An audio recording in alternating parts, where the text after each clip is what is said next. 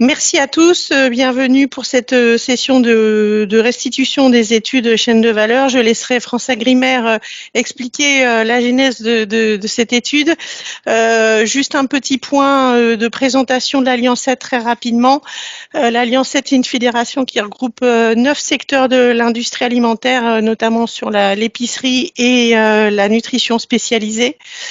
C'est à peu près c'est 24 millions de chiffre d'affaires, dont 25% à l'exportation, plus de 400 entreprises et autour de 55 000 emplois directs.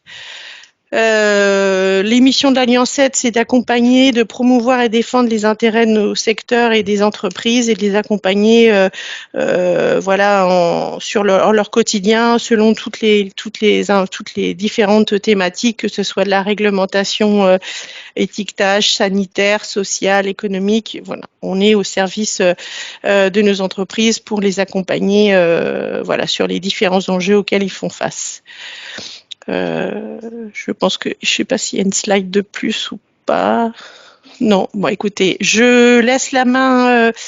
Alors, excusez-moi pour le nom, à François Grimaire.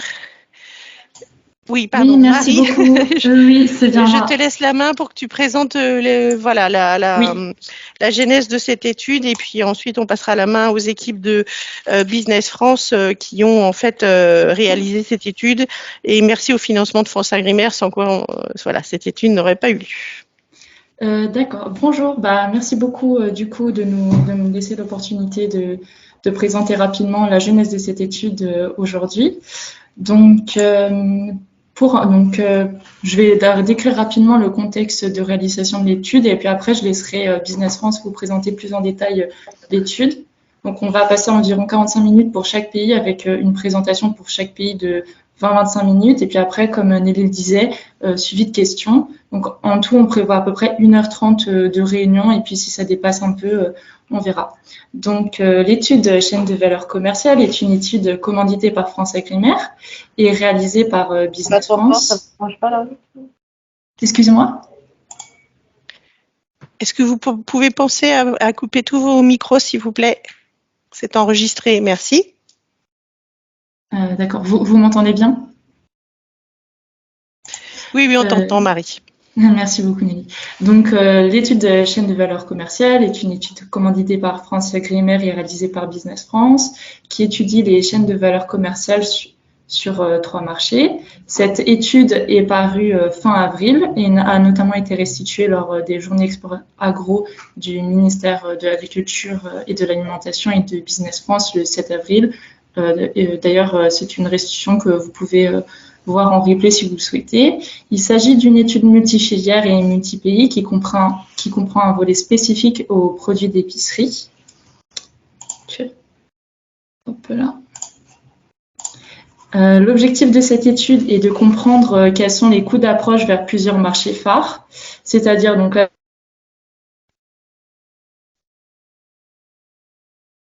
l'ensemble des activités en termes de transport, importation, commercialisation, distribution, permettant l'acheminement d'un produit français de son port d'origine jusqu'au consommateur final étranger. Cela exclut les phases de production et de transformation. Donc, cet objectif sous-entend plusieurs questionnements qui sont notamment quel maillon compose la chaîne de valeur, quels points ont-ils et quels services assurent-ils et quelle fourchette de marge faut-il prévoir pour rémunérer chaque maillon. Donc, cette analyse doit constituer un outil pratique d'aide à la décision pour les entreprises exportatrices telles que les entreprises présentes aujourd'hui et leur permettre de savoir s'il est opportun pour elles de se lancer sur l'un des marchés concernés ou bien d'améliorer leurs performances si elles sont déjà présentes. Donc, pour cette étude, nous nous sommes concentrés sur 3 marchés considérés comme porteurs, les marchés chinois, allemands et américains, qui sont parmi les premiers clients de la France en fait. Donc, il s'agit d'un pays de l'Union européenne et de 2 pays tiers qui représentent de gros marchés, notamment pour les produits d'épicerie. Donc, Business France va vous présenter aujourd'hui les chaînes de valeur commerciale sur les marchés allemands et chinois. Et le marché américain sera présenté demain, donc de 16h à 17h. Et je laisse maintenant la place aux équipes de business et que je remercie de nouveau pour la réalisation de cette étude et cette restitution aujourd'hui. Et puis je remercie de nouveau du coup à Lancet pour cette réunion ce matin. Merci beaucoup. Merci Marie. Oui, bonjour, vous m'entendez? C'est bon? Oui, très bien Céline. Okay, je vais vous partager du coup mon écran. Donc, je m'appelle Céline Maillussier et je travaille du coup actuellement au bureau de Chengdu en Chine pour Business France au département agrotech. Hop, voilà. Donc, je vais vous présenter la chaîne de valeur commerciale pour les produits sucrés, donc principalement chocolat, biscuits et confiseries sucrées. Donc, c'est tout d'abord les prérequis. Les prérequis, donc pour le marché chinois, il faut bien se préparer, notamment faire attention pour ce qui est de protéger sa marque, pour éviter de se faire couper l'herbe sous le pied au moment où on veut enfin se développer sur le marché chinois. Développer une relation de confiance. C'est très important en Chine d'avoir de bonnes relations pour pouvoir justement se développer sur le marché chinois. Les nouveaux canaux de communication et de vente, donc tout ce qui passe par les influenceurs, les live streaming et les plateformes de vente en e-commerce. Donc on en parlera un petit peu plus tard. L'analyse de l'environnement, il faut donc adapter son produit, principalement packaging, prix, la traçabilité et les produits sains sont des facteurs importants pour le consommateur chinois. Et le choix d'un partenaire local, bien choisir son partenaire, que ce soit importateur, distributeur ou alors se faire aider par des spécialistes comme les commissionnaires en douane ou transitaires pour tout ce qui est procédure de logistique douanière et voilà. Du coup, le e-commerce qui se développe du coup de plus en plus en Chine, nous le verrons après. Et du coup, voilà, il faut bien établir sa stratégie commerciale, bien se positionner sur le marché et sélectionner les différents types de canaux de distribution. Ensuite, le marché, donc un marché complexe en fonction du produit, de la zone géographique, du mode de transport ou de la distribution physique ou digitale. Il y aura donc des canaux directs ou multiples. Canaux directs pour tout ce qui est e-commerce transfrontalier, les canaux à une voie, c'est-à-dire passer par un importateur, voire un distributeur, ou des canaux multiples avec les sous-distributeurs. À savoir que les principales villes de premier rang voient souvent les importateurs les plus importants et les villes de rang inférieur, du coup, auront recours à un plus grand nombre d'intermédiaires. Après, il existe des solutions de distribution interprovinciale pour pouvoir éviter d'avoir recours à trop d'intermédiaires comme des sous-distributeurs.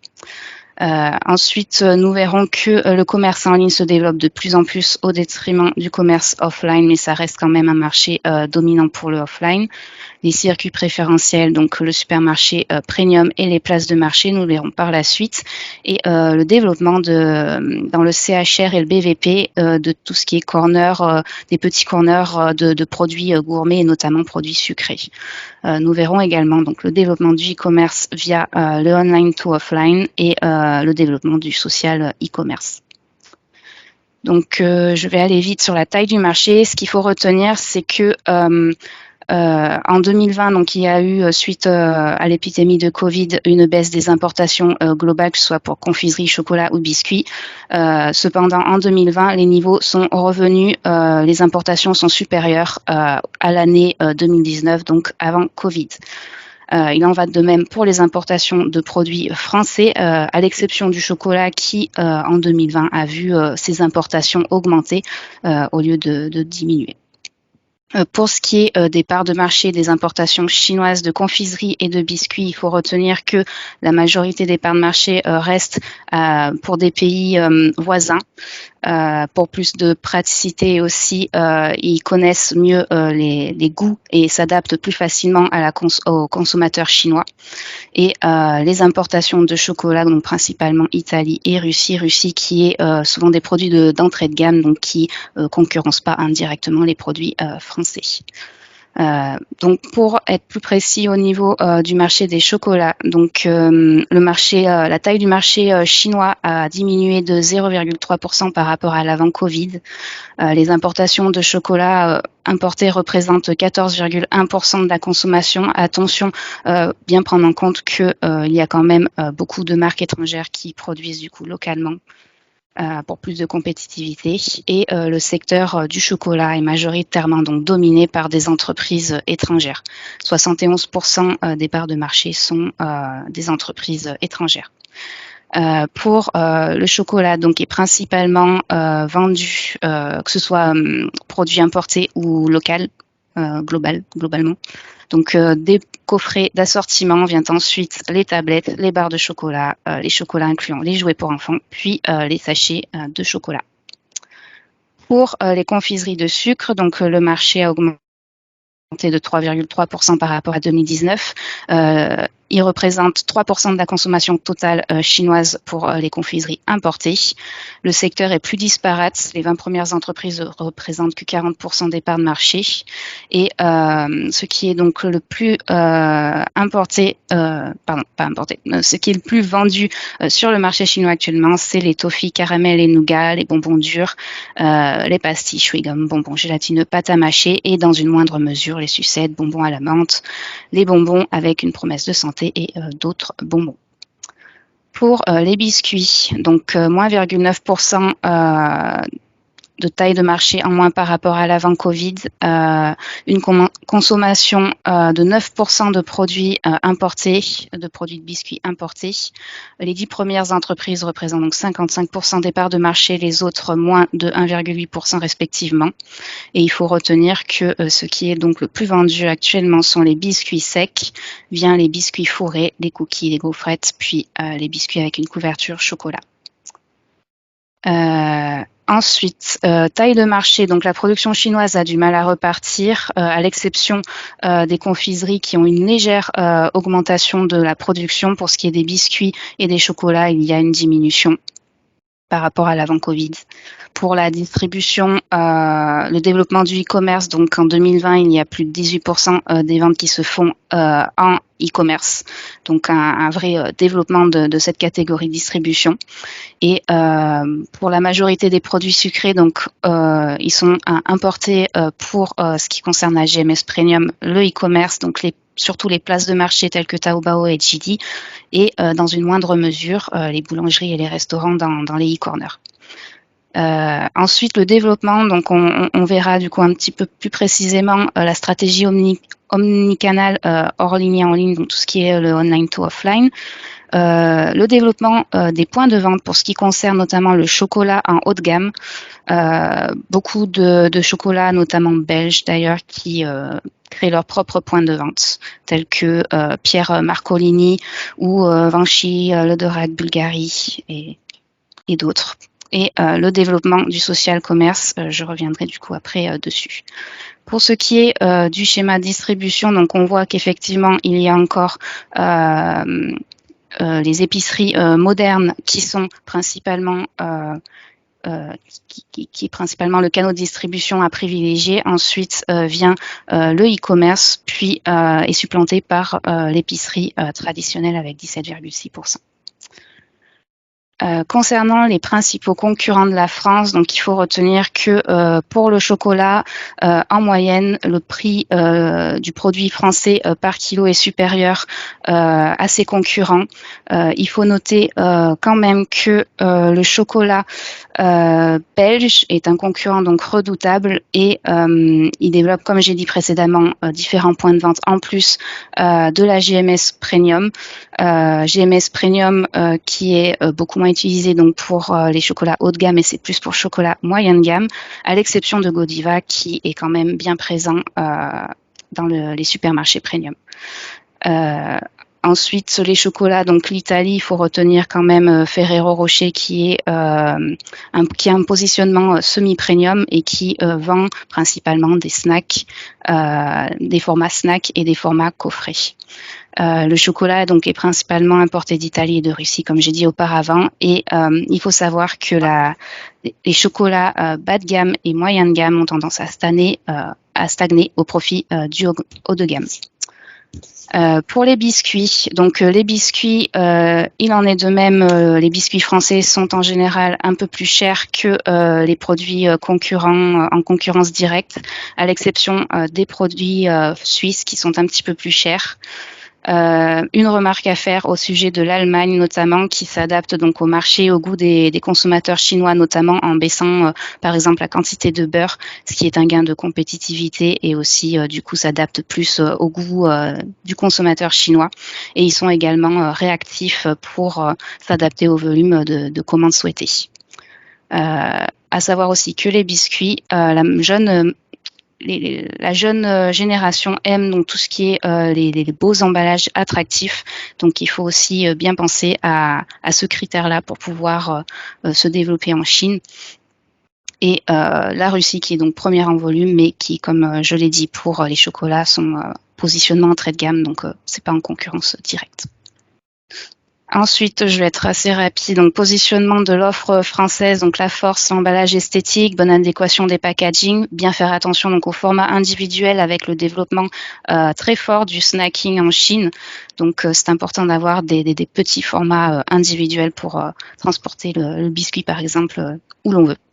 Ensuite, le savoir-faire et l'histoire des marques françaises, très importante aussi, notamment pour la visibilité de la marque et bien se développer sur le marché. La qualité et la haute notoriété, l'excellente traçabilité et une bonne adéquation aux tendances de distribution. La faiblesse, principalement la compétitivité. Les produits français étant haut de gamme sont souvent aussi à un prix supérieur à ses concurrents directs. Donc, c'est une grosse faiblesse.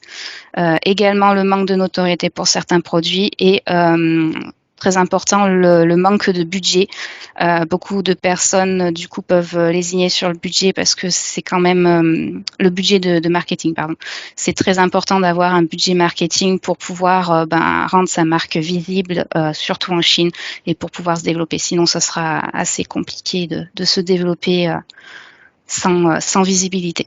Ensuite, la capacité de production, donc assez limitée, donc surtout pour les petites entreprises françaises qui sont assez nombreuses à regarder du coup le marché chinois. Donc, il faut savoir que certains importateurs peuvent être assez réticents. Donc, il faut trouver l'importateur qui accepte du coup d'avoir des produits de niche et donc des quantités plus faibles. Ensuite, il faut savoir adapter le produit parce que souvent les produits français sont jugés trop gras. Donc, il faut pouvoir mieux adapter le produit. Et donc, la méconnaissance de certains produits aussi également. C'est une faiblesse. Ensuite, les opportunités. Donc, le snacking pour les adultes et les enfants sont très plébiscités. Vient ensuite le e-commerce, donc tout ce qui est produits de niche, notamment pour les biscuits. Le chocolat contenant des jouets et les snacks pour enfants de manière globale aussi est un créneau porteur. Les produits sains et les produits bio, tout ce qui est coffret cadeau. Il faut savoir qu'en Chine, on offre notamment pour le chocolat par exemple, mais aussi pour les biscuits, beaucoup de coffrets cadeaux pendant les événements spéciaux et notamment aussi pour le Nouvel An chinois. Donc tout ce qui est ensuite confiserie hypocalorique avec des vitamines, des minéraux, des compléments alimentaires et les saveurs qui sont des saveurs typiques chinoises avec des composants traditionnels chinois. Et enfin, l'opportunité, c'est que la consommation chinoise devient de plus en plus premium. Ils cherchent des produits de qualité premium, ce qui est un avantage pour les entreprises françaises. Ensuite, les menaces, donc le National Tide, donc qui tendent à privilégier les produits chinois. Certains importateurs privilégient. Pourquoi ? Parce que avec toutes les mesures sanitaires et de prévention liées au Covid, ça complique l'importation et également le prix du transport qui font tenter du coup certains importateurs de regarder plus vers le local, même si effectivement il y a quand même encore des importations, heureusement. Du coup, le Healthy China Action, donc c'est une mesure prise par le gouvernement pour réduire l'obésité et donc baisser la consommation de sucre. Il faut savoir aussi que les consommateurs sont de plus en plus regardent de plus en plus les produits sains pour une bonne hygiène de vie. Les distorsions de prix, donc entre le online et le offline, il faut faire extrêmement attention à ça. La clientèle ciblée limitée, principalement les villes de premier et de deuxième rang. L'absence de voyages internationaux limite du coup les interactions avec les produits français par les potentiels touristes en France et le besoin constant d'innovation. L'accès au marché, donc le rallongement des délais d'acheminement, donc avant Covid, c'était 1 mois et demi. Au plus fort du Covid, ça a pu aller entre 3 et 4 mois. Actuellement, on peut dire, enfin, actuellement, je parle du coup avant la guerre malheureusement de l'Ukraine. Donc actuellement, avant cette période-là, c'était donc 60 jours. Pour ce qui est de l'augmentation des tarifs du transport maritime, au plus fort de la crise, ça a été multiplié de 5 à 7 fois. Actuellement, le transport est entre 1000 et 2500 euros. Après, tout dépend bien sûr du pouvoir de négociation de l'importateur et des services qu'il propose. L'inspection réalisée par les douanes, donc un contrôle régional qui est différent en fonction des régions, et ça concerne donc les normes d'étiquetage et de composition, qui sera suivi par un certificat, et avec ce certificat, on pourra faire ainsi la procédure de dédouanement. Le délai d'ailleurs de dédouanement est de 3 à 5 jours, et il a été réduit grâce à la voie électronique qui a été mise en place. Ensuite, les frais d'inspection liés au Covid, donc environ 5 000 yuan par conteneur de 40 pieds, et ça peut faire allonger le délai de 5 à 6 jours. Encore plus si les produits sont testés positifs, il y a une quarantaine de 14 jours. Ensuite, les opérations d'importation. Il faut savoir que l'importateur doit avoir une licence générale d'importation et cette entreprise, du coup, peut être à capitaux mixtes ou à capitaux 100% étrangers. Ensuite, les entreprises françaises productrices, donc très importantes, doivent désormais s'enregistrer sur le site CIFER, et l'importateur chinois doit fournir ce numéro à la déclaration douanière depuis le 1er janvier 2022. Sinon, il n'y aura pas, du coup, les marchandises seront bloquées. Pour les étiquettes ou les contre-étiquettes, du coup, désormais, on doit faire référence soit au numéro de ciré, soit au numéro de CIFER ou l'agrément des autorités. Ensuite, au niveau des incoterms, donc principalement Lexworks ou Phobe, tout dépend du coup des services proposés. On peut faire appel également à un transitaire qui, en général, a plus de flexibilité dans le choix des itinéraires et des dates de transit, car il possède de nombreux contrats avec les compagnies maritimes, alors qu'une compagnie, une entreprise de livraison express aura une voie plus définie. Pour ce qui concerne les produits bio-européens, ils ne sont pas reconnus. Il faut donc faire une demande de label biologique chinois qui prend beaucoup de temps et qu'il faut renouveler chaque année. Donc c'est une procédure très lourde, mais qui n'est pas impossible. Ensuite, les tarifs douaniers, donc les droits de douane, confiserie donc 10 à 12%, chocolat 8 à 10%, biscuits 10%. On peut faire appel à un service d'un commissionnaire en douane pour pouvoir nous aider dans la procédure douanière. Pour ce qui concerne la TVA, c'est 13%, que ce soit pour les 3 catégories, et 13% également pour les taxes à l'importation pour le e-commerce transfrontalier. Ensuite, le circuit de distribution. Le premier maillon, donc l'importateur, importateur grossiste. Donc l'importateur peut être spécialisé par type de canaux de distribution. C'est moins rare que ce soit par spécialité, par catégorie de produits, mais plus par canaux de distribution. Il peut vendre en grand volume pour fournir donc notamment la grande distribution, et il a un large réseau de revendeurs et détaillants, et il revend notamment à des sous-distributeurs régionaux. La différence avec l'importateur grossiste, c'est que celui-ci peut également vendre à des convenience stores, des revendeurs secondaires, des magasins spécialisés, mais par exemple aussi la restauration hôtelière, achat groupé, bateau de croisière.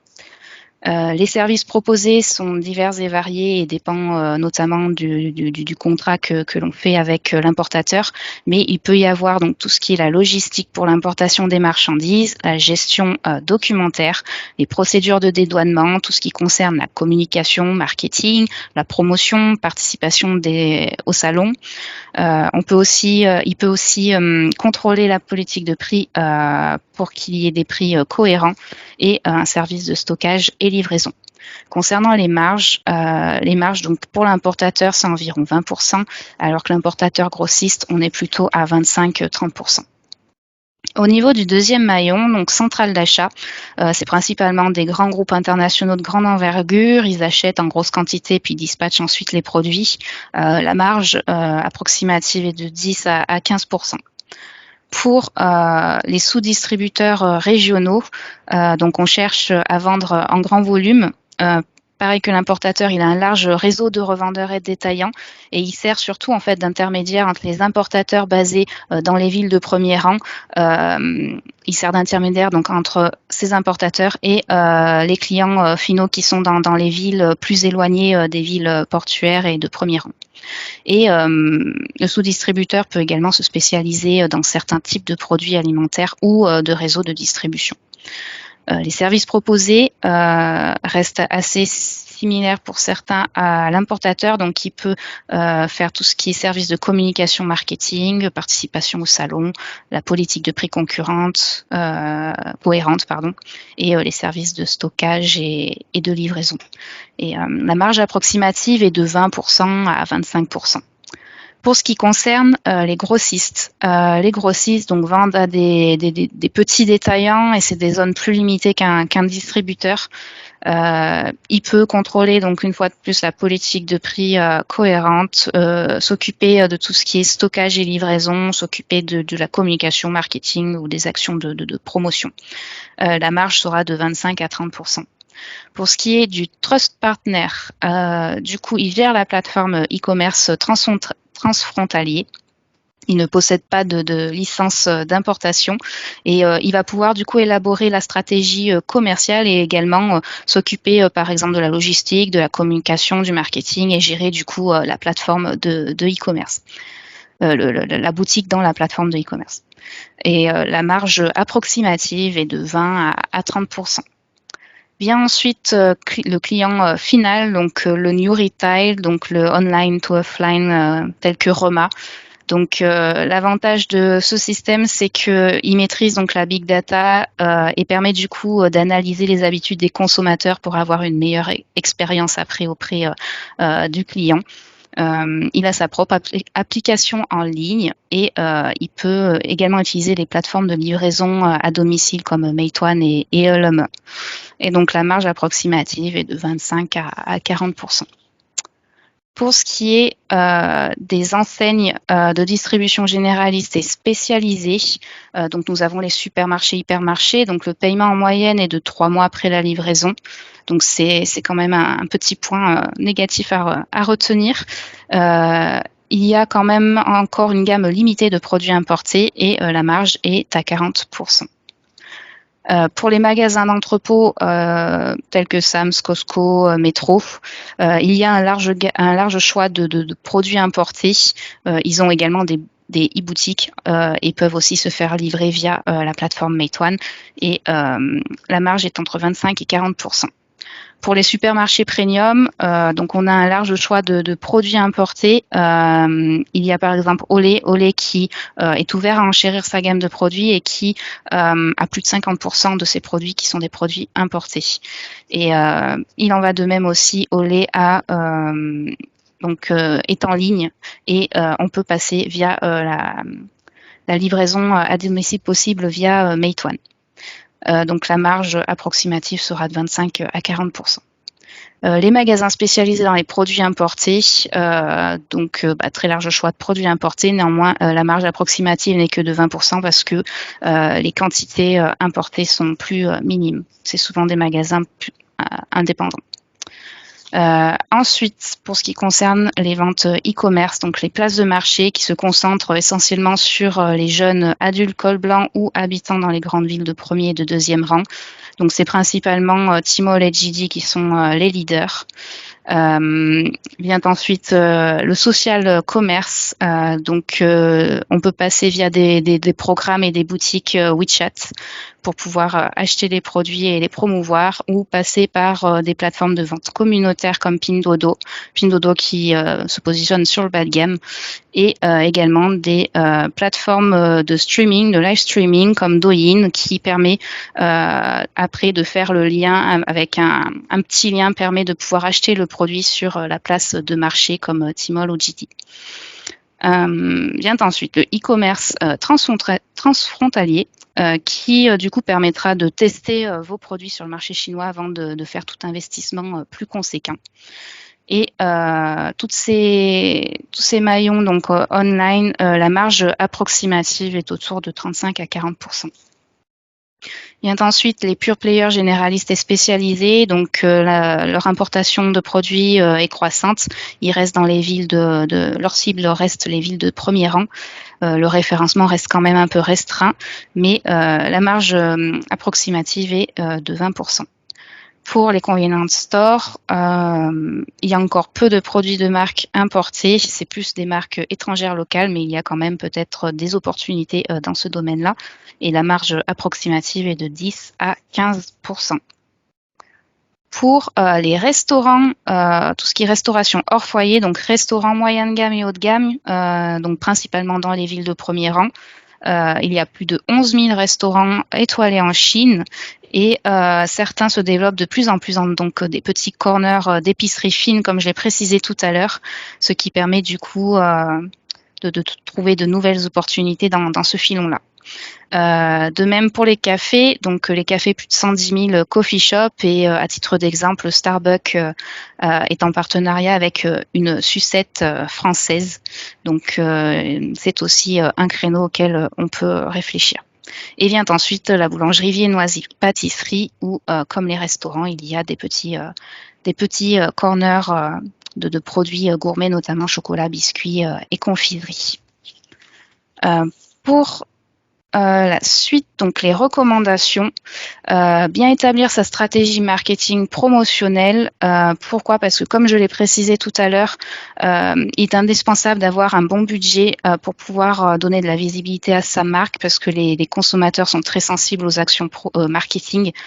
Et sans ces actions, il est très difficile d'avoir de la visibilité et du coup de pouvoir vendre son produit, parce qu'il y a une gamme tellement grande en Chine que voilà, il faut pouvoir se démarquer.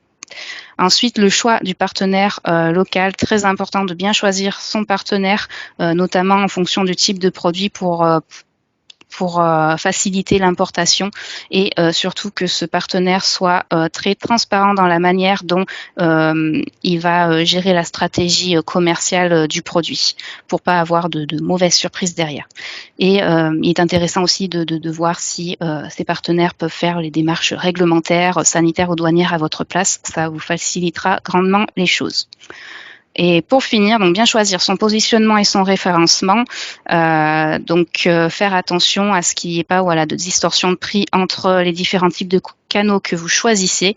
Faire attention à l'analyse donc des comportements et voir l'influence des prix promotionnels ou des prix de vente par rapport à vos deux canaux de prédilection, et définir aussi le type de profil en fonction de la zone géographique ou de l'âge.